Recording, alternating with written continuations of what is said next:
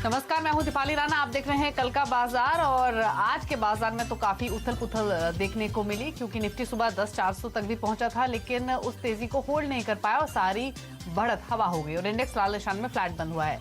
Nifty bank भी ऊपरी स्तरों से तकरीबन 250 अंक फिसलकर क्लोज हुआ है। आज ऑटो शेयर में जमकर खरीदारी देखने को मिली। मारुति जैसे स्टॉक्स ने सपोर्ट आज दिया मार्केट को। इसके अलावा चुनिंदा एफएमसीजी स्टॉक्स में भी खरीदारी आज देखने को मिली। हालांकि दबाव फार्मा, तेल गैस और सरकारी बैंक स्टॉक्स की तरफ से बना। आज जून महीने का आखिरी कारोबारी सेशन था और पहली छमाही में प्रदर्शन देखें तो निफ्टी और सेंसेक्स में करीब 15% की गिरावट रही है। लेकिन अगर आज के आप टॉप लूजिंग स्टॉक्स देखेंगे तो बीपीसीएल, पावर ग्रिड, सन फार्मा, गेल, आईओसी यहां पर 2% से लेकर 2.5% की वीकनेस आज के सेशन में देखने को मिली है। वेदांता, कोल इंडिया, भारतीय टेली कुछ और लूजर्स रहे हैं। बढ़ने वाले स्टॉक्स अगर आप देखेंगे तो कुछ दिग्गज प्राइवेट बैंक्स, कुछ एफएमसीजी स्टॉक्स और साथ ही ऑटो शेयर्स ये पूरा सपोर्ट कर रहे थे आज मार्केट को। मारुति 2.5% से ज्यादा बढ़ा है। इसके अलावा आईसीआईसीआई बैंक में 2.5% की मजबूती रही है। नेस्ले, ब्रिटानिया यहां पर हमने 2.5% का मूव आज के सेशन में आते हुए देखा। हीरो मोटो आइशर मोटर्स ने मारुति की ही तरह दमदार तेजी आज के सेशन में दिखाई है। तो ये आज दिन भर का हाल रहा। लेकिन आज के सत्र में संस्थागत निवेशकों ने क्या किया वो आपको बताते हैं। एफआईज की ओर से बिकवाली हुई है 2000 करोड़ की और डीआईज ने खरीदारी की है 2051 करोड़ की। तो जितनी बिकवाली है एफआईज ने की है उससे ज्यादा बाई डीआईज की ओर से आज के सेशन में हुई है। लेकिन इन स्तरों पर एक आउटलुक ले लेते हैं, उसके बाद बिना देरी के आपके सवालों को भी करेंगे शामिल। शर्मिला जोशी मार्केट एक्सपर्ट हमारे साथ बनी हुई है। शर्मिला जी, गुड इवनिंग। पहले तो बाजार पर ये अपना एक व्यू दीजिए। पिछले कुछ सत्रों में ये तो रिफ्लेक्ट हुआ है मार्केट में कि इन स्तरों से ऊपर की तरफ बढ़ने के लिए बहुत सपोर्ट मार्केट को चाहिए, जो कि अभी लैक कर रहा है। यहाँ पर आकर बार बार अटक रहा है और मुनाफा वसूली हावी हो रही है। अब आप नई रेंज क्या देख रही हैं, क्या आउटलुक है इन लेवल्स पर? बिल्कुल, आई थिंक यही सॉर्ट ऑफ अंदाजा लेना मुश्किल हो रहा है कि क्या लेवल होगा मार्केट का, क्योंकि ये लेवल पे आके market seems to be stuck और इसकी कई वजह है। तो मेरे हिसाब से कुछ ना कुछ इन चीजों में बदलना होगा। या तो ग्लोबल मार्केट्स में फिर से तेजी की अगर लौट आती है और कुछ पॉजिटिव सेंटीमेंट वहां से निकल आते हैं तो जाके मार्केट रैली करेगा, या तो डोमेस्टिकली कुछ बहुत अच्छा होना पड़ेगा। नहीं तो I think this is going to be the tight range for the market between 10,000 to 10,350, क्योंकि वो लेवल पे आके हम देख रहे हैं कि एफआई की भी सेलिंग है और दो डोमेस्टिक इन्वेस्टर्स, फाइनेंशियल जो डोमेस्टिक इंस्टीट्यूशंस है वो सपोर्ट कर रहे हैं मार्केट को, but it is getting cancelled out by the selling that FIs are doing.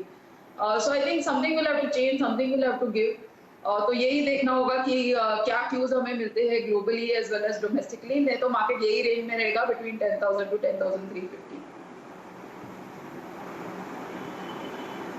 जी चलिए, बिना देरी किए सवालों करते हैं शामिल। पहली कॉलर भव्या अभी हमारे साथ फोन लाइन पर मौजूद है कोलकाता से। भव्या, गुड इवनिंग, पूछिए सवाल अपना।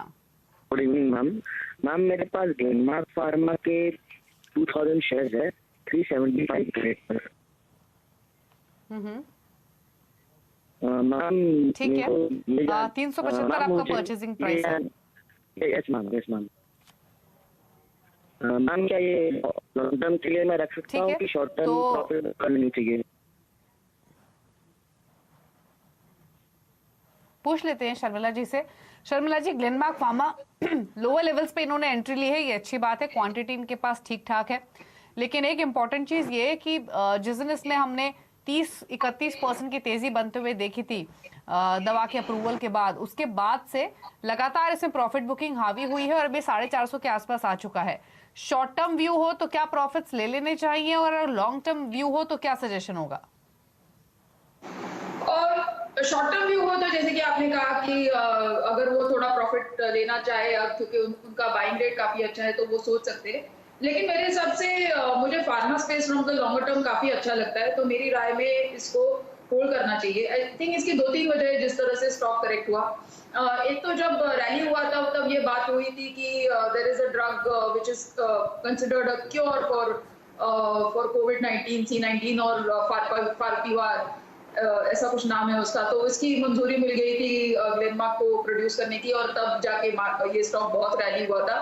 लेकिन उसके नतीजे जो थे Q4 के वो काफी वीक आए और उस वजह से काफी बड़े ब्रोकिंग हाउसेस ने इस पर एक सेल की राय दी और उस वजह से हमने एक सेल ऑफ भी देखा ये स्टॉक में।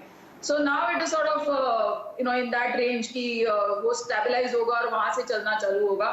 तो अगर वो लॉन्गर टर्म इन्वेस्टर है तो डेफिनेटली बने रह सकते हो ये स्टॉक में। ठीक है, लॉन्ग टर्म व्यू है तो होल्ड कीजिए, बने रहिए अपने इस इन्वेस्टमेंट में। अभय है हमारे साथ पुणे से। अभय गुड इवनिंग, पूछिए सवाल अपना। मैडम, रिलायंस इंडस्ट्रीज के 1400 शेयर है मेरे पास, 1781 पे लिए हुए। ठीक है, ठीक है। और आपका टाइम होराइजन क्या है? Short term, may be 1 month और 2। ठीक है, ठीक है। शर्मिला जी, रिलायंस इंडस्ट्रीज काफी ऊपर के लेवल पर इन्होंने लिया है और अब समय भी सिर्फ 2 महीने ये दे सकते हैं। क्या सजेशन होगा? 1781 की बाइंग है।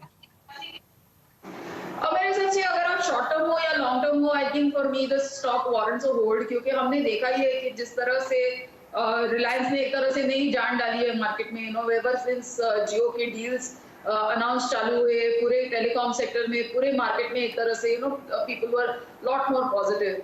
और यस, आई थिंक डेफिनेटली उनका जो बेस बिजनेस है, जो उनका पुराना बिजनेस है, उसमें डेफिनेटली स्ट्रेस रहेगा गिवन क्रूड प्राइसेस किस तरह से है, और जीआरएम मार्जिन्स पर भी इम्पैक्ट आएगा इन सब चीजों का। लेकिन ऑनेस्टली अगर आप रिलायंस को देखेंगे तो पिछले आई थिंक 1-1.5-2 सालों से लोग उनके जो नए बिजनेसेस है उनकी तरफ ही देख रहे हैं कि वहां से क्या किस तरह से चीजें प्रोग्रेस होती है और वहां से कैसे वैल्यू ऐड होता है। So Reliance retail has already started delivering, Reliance Jio also उन्होंने बहुत अच्छी तरह से डिलीवर किया इन टर्म्स ऑफ नंबर्स, और अब जिस तरह से उन्होंने वहां पर डेट कम किया है, I think that's very exciting. और आई थिंक इस पूरे 2-3 महीनों के दौरान एक पूरी नई तरह से हम देख रहे हैं पूरे टेलीकॉम स्पेस को। So I think even if markets rally, Reliance will be among the stocks that will rally. तो आइडियली उनको उनका व्यू लॉन्ग टर्म बनाना चाहिए, लेकिन खैर आई थिंक अभी तो वो होल्ड कर सकते हैं। होल्ड कीजिए, लेकिन लॉन्ग टर्म व्यू आपको रखना चाहिए स्टॉक में। रवि द्विवेदी हैं कानपुर से हमारे साथ फोन लाइन पर। रवि गुड इवनिंग, बताइए क्या सवाल है आपका? Good evening madam. मतलब 1000 शेयर हमारे पास वराक इंजीनियरिंग है और 2000 शेयर मैग्मा है। वराक इंजीनियरिंग 173 की बाइंग है तो मैग्मा 40 की। ठीक है, दोनों स्टॉक्स पर व्यू ले लेते हैं। मैग्मा फिनकॉप 40 रुपए की इनकी बाइंग है और वैरॉक इंजीनियरिंग 173 की बाइंग है। वैरॉक में इनको थोड़ा मुनाफा हो रहा है क्योंकि 181 182 पर ये आज बंद हुआ है। और दूसरा है मैग्मा फिनकॉप जहां पर लॉस काफी है क्योंकि 27 रुपए पर आ चुका है स्टॉक। दोनों में क्या सजेशन होगा शर्मिला जी? आई थिंक ऑनेस्टली दोनों में से एग्जिट लेना चाहिए। I think for Varroc engineering simply मुझे लगता है कि यस, हमने देखा है कि जिसमें ऑटो एंसिलरी स्पेस और इस तरह के स्पेस में जहां मार्केट को थोड़ा अंडर वैल्यूएशन लगा उसमें बाइंग आई है। बट मेरे हिसाब से जब एक्चुअल नंबर्स आएंगे, कि जब बिक्री के नंबर्स गाड़ियों के इम्प्रूव होंगे, तब जाके इस तरह के स्टॉक्स में निवेश करना चाहिए।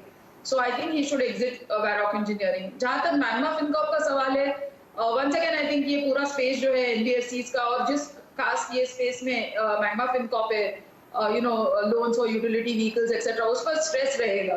तो मेरे हिसाब से इसमें से निकल जाना चाहिए। और अगर उनको कोई एनबीएफसी में इन्वेस्टेड रहना ही है तो जब मार्केट्स करेक्ट होते हैं और सेलिंग आती है, जैसे कि हम अभी देख रहे हैं, then try and enter a quality name like a Bajaj Finance or something like that, or even a Mahindra and Mahindra Financial, अगर उनको व्हीकल वाले स्पेस में ट्रैक्टर, क्योंकि महिंद्रा एंड महिंद्रा फाइनेंशियल का ट्रैक्टर को काफी एक्सपोजर है, तो इस तरह के स्टॉक में एक्सपोजर ले, लेकिन मैग्मा फिनकॉप में से निकल जाए। तो मैग्ना फिनकॉप की जगह एनबीएफसी स्पेस में बजाज फाइनेंस, एमएनएम फाइनेंशियल जैसे स्टॉक्स को आप चुनिए। इसके अलावा वैरॉक, क्योंकि आप प्रॉफिट्स में है तो निकल जाइए इस पोजीशन से भी। हितेश है जामनगर से। हितेश गुड इवनिंग, पूछिए सवाल अपना। Hi good evening. मेरे पास भारतीय एयरटेल के 125 यूनिट्स हैं 580। जो अदर स्ट्रैटेजी क्या होनी चाहिए इस शेयर को लेकर? भारतीय एयरटेल 580 का प्राइस है, 125 शेयर्स है शर्मिला जी, 561 के आसपास बंद हुआ है, या फिर ये कहिए कि एक अच्छी तेजी दिखाने के बाद अभी कंसोलिडेट कर रहा है इन लेवल्स के आसपास, क्या भी होगा इनके लिए? So I think his buying price is a little high, यही मेरी एक दिक्कत है। लेकिन as a stock I like भारतीय एयरटेल, क्योंकि मेरे हिसाब से जब हम रिलायंस की चर्चा कर रहे थे तब मैंने इस चीज का जिक्र किया था कि जिस तरह के डील्स जियो ने क्लोज किए हैं और उसके साथ साथ जिस तरह से ये माहौल रहा है पूरे लॉकडाउन का और पैंडेमिक का, हमने देखा है कि हम कितने निर्भर है on internet, on using all these various platforms to communicate with people. और अब टेलीकॉम को एक नई तरह से फिर से लोग देखने लगे हैं. इट इज नॉट जस्ट जो पहले हम देख रहे थे कि क्या ARPU होगा, क्या कितना मिनट्स ऑफ यूसेज होगा और वो तरह के पैरामीटर्स, बट मोर कि किस तरह के वैल्यू ऐड वो प्लेटफॉर्म पे वो और ला सकते हैं. And I think Jio and Airtel are both, उन्होंने काफी इस स्पेस में उन्होंने काफी अपने दे सॉर्ट ऑफ एक्सपैंडेड और वो काफी कोशिश कर रहे हैं. तो this is the reason why I like this space again, और मुझे लगता है कि उनको बने रहना चाहिए. तो भारती एयरटेल होल्ड कीजिए. अंजन दे हैं हमारे साथ फोन लाइन पर, उनसे बात करेंगे, लेकिन उससे पहले फेसबुक की भी कुछ क्वेरीज ले लेते हैं, क्योंकि लगातार हमारा ये शो लाइव है फेसबुक ट्विटर पर, वहां भी सवाल आ रहे हैं. पुनीत सिंघवी ने एक सवाल भेजा है, दीपक फर्टिलाइजर और बायोकॉन दोनों पर व्यू चाहिए 1 साल के पर्सपेक्टिव से. बताइए शर्मिला जी. Deepak fertilisers, right? जी हाँ, तो मेरे हिसाब से ये होल्ड है, और it's really more of a chemical play than a fertiliser play. और हमने देखा ही है कि ये पूरे चाइना की सिचुएशन को लेकर किस तरह से बातें हुई है और किस तरह से buyers they are expanding out of China और दूसरी जगह से वो सोर्स करना चाहते हैं केमिकल्स. तो आई थिंक जो केमिकल्स वो सोर्स करना चाहते हैं उनकी लिस्ट में एक दीपक फर्टिलाइजर जो मैन्युफैक्चर करता है केमिकल वो भी है, तो उनके लिए वो भी पॉसिबिलिटी है. And I think even domestically they are doing quite well. तो मेरे हिसाब से वो होल्ड है. Biocon is a stock I like for the longest time, क्योंकि मुझे लगता है कि बायोसिमिलर्स एक बहुत एक्साइटिंग स्पेस है और यहाँ चलकर उन्होंने ऑलरेडी काफी डिलीवर किया है. और यस, थोड़े रिजल्ट्स ऊपर नीचे हो सकते हैं, लेकिन अगर आप लॉन्ग टर्म इन्वेस्टर है तो मेरे हिसाब से ये डेफिनेट होल्ड है. ठीक है, तो सलाह आपको दी गई है, उसी के हिसाब से स्ट्रैटेजी आप बना सकते हैं. अंजन दे हमारे साथ फोन लाइन पर बने हुए हैं. अंजन नमस्कार, पूछिए क्या सवाल है आपका. नमस्कार, मेरे पास 103.7 पे तो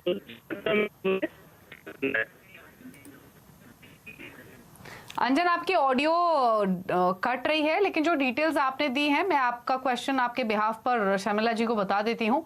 गेल पर इनका सवाल है, 100 स्टॉक्स इन्होंने शर्मिला जी लिए हुए हैं. परचेजिंग प्राइस 103 रुपए 7 पैसे का 102 के आसपास बंद हुआ है, तो हल्का सा नीचे है इनके खरीद भाव से. क्या करना चाहिए? और मेरे हिसाब से ये डेफिनेट होल्ड है और थोड़ा उनको पेशेंस रखना पड़ेगा. लेकिन मेरे हिसाब से कि ये जिस तरह से जो नई चीजें डेवलप हो रही है उसमें जो गैस को लेकर पॉसिबिलिटीज है आगे चलकर, वो उसमें थोड़ा समय लग सकता है for the full story to play out. लेकिन मेरे हिसाब से इसमें अभी वैल्यू है, तो थोड़ा लॉन्ग टर्म सोचे और इसमें बने रहे. लॉन्ग टर्म व्यू के साथ आप होल्ड कर सकते हैं, यही सजेशन है. इसके अलावा एक और सवाल ले लेते हैं फेसबुक से ही. निर्मित ब्रह्मभट्ट ने सवाल भेजा है, IDFC फर्स्ट बैंक 1000 शेयर्स है, 29 का प्राइस है इनका. ये लॉन्ग टर्म यानी 1 से 2 साल के लिए रख सकते हैं, क्या करना चाहिए? IDFC first bank is it? मेरे हिसाब से ये एग्जिट है. वेरी ऑनेस्टली जब नए बैंकिंग लाइसेंसेस अनाउंस हुए थे इनमें से एक नाम ये था. लेकिन मेरे हिसाब से अब ऐसा समय है कि आपको अगर पूरे बैंकिंग स्पेस में इन्वेस्टेड रहना है तो यू शुड लुक एट जो ऑलरेडी लार्ज बैंक्स है, क्योंकि मेरे हिसाब से ऐसे चैलेंजिंग समय में जो लार्जर बैंक्स है वो ज्यादा इस चीज को सर्वाइव करेंगे और कैपिटलाइज कर पाएंगे आगे चलकर. So HDFC bank is my preferred pick. मैंने काफी बार रेकमेंड किया है, बट इन दैट स्पेस उस तरह के बैंक को उनको देखना चाहिए और इसमें से निकल जाना चाहिए.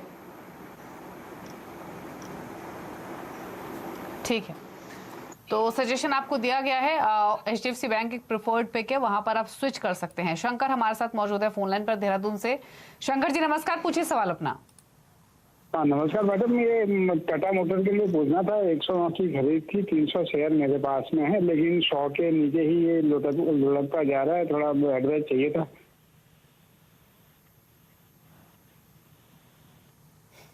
ठीक है, पूछ लेते हैं. टाटा मोटर्स 109 की आपकी बाइंग है और अपने लोअस्ट से जो कि शायद 55-60 के आसपास शर्मिला जी, वहां से तो काफी तेजी से रिकवर हो चुका है और अब 100 के आसपास ही घूम रहा है, कंसोलिडेट कर रहा है. क्या सजेशन होगा इनके लिए?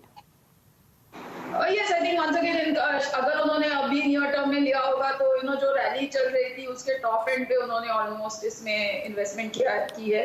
पूरे ऑटो स्पेस में ये हम देख रहे थे कि ये पूरा पैंडेमिक सिचुएशन होने के पहले भी डोमेस्टिकली आंकड़े काफी खराब आ रहे थे, लेकिन अब जो डेटा आ रहा है क्योंकि टाटा मोटर्स का काफी एक बड़ा हिस्सा presence US, Europe, China in सब ज्योग्राफीज में है, वहां से डेटा जो उनका जैगुआर लैंड रोवर पीस है उसके लिए काफी अच्छा आ रहा है and that is a big part of the revenue at this point in time. तो मेरे हिसाब से अगर वो थोड़े पेशेंट इन्वेस्टर है तो वो बने रह सकते हैं। होल्ड कर सकते हैं लॉन्ग टर्म के हिसाब से। अगले कॉलर से बातचीत करते हैं। हमारे साथ मोहम्मद अलियास मौजूद हैं जयपुर से। नमस्कार सर, पूछिए सवाल अपना। हेलो हेलो, पूछिए आपका क्या सवाल है। मैम मैंने पराग मिल्क लिए हैं 108.67 के 100 और सूर्य रोशनी के मैंने लिए 132.20 के 100, तो इसको एग्जिट करूं या होल्ड पे रखूं उनको? सूर्य रोशनी आपने किस लेवल पर लिए हैं? 132.20 पे मैम।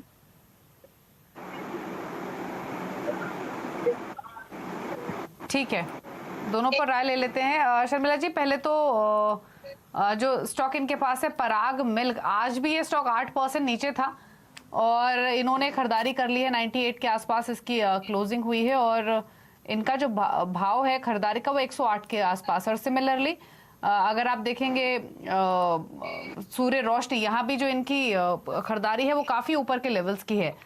दोनों स्टॉक्स में भारी नुकसान, क्या करना चाहिए इनको? मेरे हिसाब से पराग मिल्क में से तो निकल जाइए। मुझे लगता है कि यस आई थिंक वहां पर जो रिजल्ट्स है वो थोड़े इम्प्रूवमेंट दिखा रहे हैं, लेकिन मेरे हिसाब से ये क्वार्टर काफी चैलेंजिंग रहेगा और कंजम्पशन एज अ थीम मुझे काफी पसंद है। लेकिन जैसे मैंने पिछले हफ्ते ही हम बात कर रहे थे तब टाटा कंज्यूमर जैसे स्टॉक या डाबर जैसे स्टॉक, इन सब स्टॉक्स की तरफ मेरा रुख ज्यादा रहेगा, तो पराग मिल्क में से निकल जाए। I think Surya Roshni he can hold on क्योंकि वैल्यूएशन वाइज थोड़ा कंफर्ट है अभी। इनके भी नतीजे कुछ खास अच्छे नहीं थे पिछले क्वार्टर के, लेकिन क्योंकि वैल्यूएशन भी वो रिफ्लेक्ट कर रहा है तो मेरे हिसाब से उसमें वो बने रह सकते हैं। सूर्य रोशनी होल्ड कर सकते हैं, लेकिन पराग मिल्क से एग्जिट करने की सलाह है, यही सजेशन आपके लिए है। चलिए इसी के साथ एक ब्रेक के लिए रुक रहे हैं, लौटेंगे तो कुछ और सवालों को करेंगे शामिल। जल्द वापस आते हैं, लेकिन ब्रेक में जाने से पहले बात करेंगे सीएनबीसी आवाज की मुहिम की, जिसका नाम है इन्फॉर्म्ड इन्वेस्टर, और इस मुहिम को हम एनएससी के साथ मिलकर लाए हैं। मकसद इस मुहिम का यही है कि इन्वेस्टर्स को जागरूक किया जाए। अक्सर हम देखते हैं कि सही जानकारी ना होने की वजह से निवेशक पूंजी गवा बैठते हैं, और क्योंकि ये पेनी स्टॉक्स में पैसे लगाते हैं, पेनी स्टॉक्स के जो फंडामेंटल्स होते हैं वो काफी खराब होते हैं और इसमें जमकर ऑपरेटर्स हेरा फेरी करते हैं। इसलिए आप अच्छी तरह से रिसर्च किए हुए लार्ज कैप, मिड कैप या फिर स्मॉल कैप कैटेगरी के फंड्स में आपको इन्वेस्टमेंट करनी चाहिए। इसके अलावा कभी भी अनजान सोर्स पर भरोसा ना करें। जो भी आप खरीदारी करें वो सोच समझ कर करें, रिसर्च के साथ करें। शर्मिला जी से इस पर इनफैक्ट एक व्यू भी ले लेते हैं। शर्मिला जी, आप इनफैक्ट इस कॉलर शो में काफी बार आती हैं और काफी बार ऐसी क्वेरीज भी सामने आती है जहां पर इन्वेस्टर्स भाव देखकर स्टॉक में एंट्री कर लेते हैं और फिर अपनी पूंजी को गवा बैठते हैं। क्या सजेशन होगा उनके लिए? बिल्कुल, एक तो मैं जो 10 रुपए के नीचे स्टॉक है उनके ऊपर राय ही देना पसंद नहीं करती, क्योंकि वो क्यों वो लेवल पे पहुंचे वो समझना बहुत जरूरी रहता है। And I completely agree. I think ये जो महंगा या सस्ता स्टॉक है वो उसके प्राइस से नहीं डिसाइड होता, लेकिन वो क्या कंपनी की अर्निंग्स है उससे हम डिसाइड करते हैं। तो फॉर इंस्टेंस अगर आप नेस्ले देखें तो 17,000 का शेयर है, but maybe I would prefer to buy that over some other stock, क्योंकि मुझे मालूम है कि नेस्ले की अर्निंग्स आगे चलकर भी अच्छी रहने वाली है। So my comfort comes from the fact कि उनकी earning stable रहेगी। तो the fact that it is 17,000 doesn't mean that it is expensive। मेरे हिसाब से जो कंपनी कुछ नहीं कर रही है और जो घाटे में है, शेयर्स प्लेज्ड है, वो ज्यादा रिस्की इन्वेस्टमेंट है। So if I'm a retail investor, I would completely stay away from penny stocks और जैसे कि आपने कहा वेल रिसर्च और अच्छे स्टॉक्स में निवेश करना पसंद करूंगी। जी चलिए एक ब्रेक के लिए रुक रहे हैं, जल्द वापस आते हैं।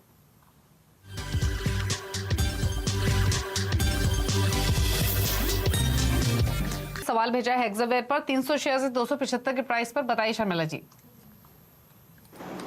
हेड्स में होल्ड कर सकते हैं। I think isn't there some news of delisting और बायबैक इन दिस, तो मेरे हिसाब से अभी के लिए होल्ड कर सकते हैं। शेखर प्रसाद ने सवाल भेजा है टाटा स्टील पर 150 शेयर्स हैं 335 के प्राइस पर, बताइए। और टाटा स्टील भी होल्ड कर सकते हैं। हम देख ही रहे कि थोड़ी बहुत मेटल में रैली आ रही है एंड आई थिंक वैल्यूएशन भी ठीक है टाटा स्टील के। दिक्कत एक्चुअली है because of the US China stand of. बाकी आई थिंक जिस तरह से चीजें नॉर्मल सी पर रिटर्न हो रही है इवन ग्लोबली, क्योंकि टाटा स्टील का काफी प्रेजेंस है यूरोप एक्सेट्रा में, तो व्यू ठीक ही रहेगा, होल्ड कर सकते हैं।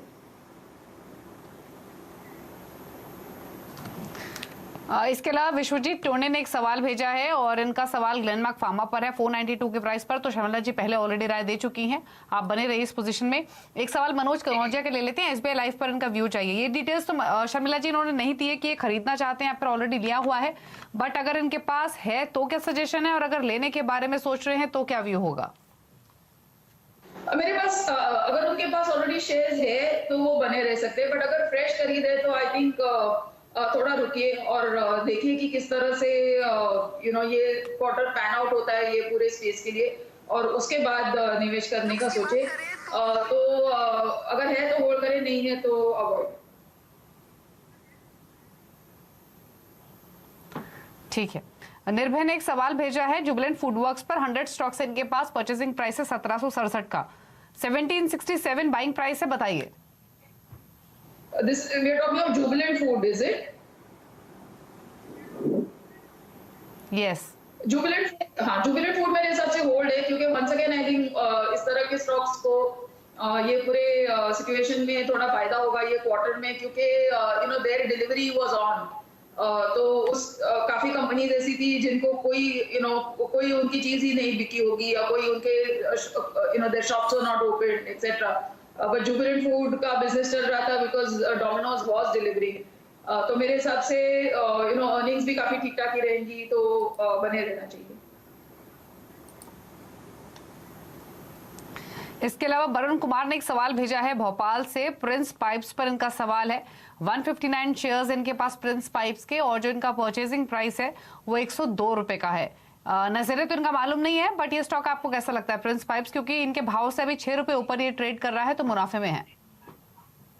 एक्चुअली उनका बाइंग प्राइस ठीक है, but as a space I don't like.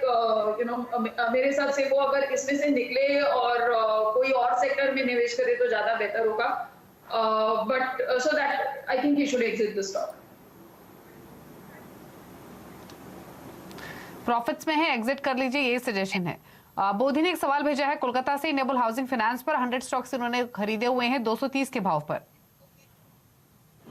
Yes, so I think जैसे कि हम जुबिलेंट फूड्स की बात कर रहे थे, तो this is a good example कि यहाँ पर क्या आउटलुक रहेगा और किस तरह से चीजें आगे चलकर पैन आउट होगी, ये देखना बहुत जरूरी होगा।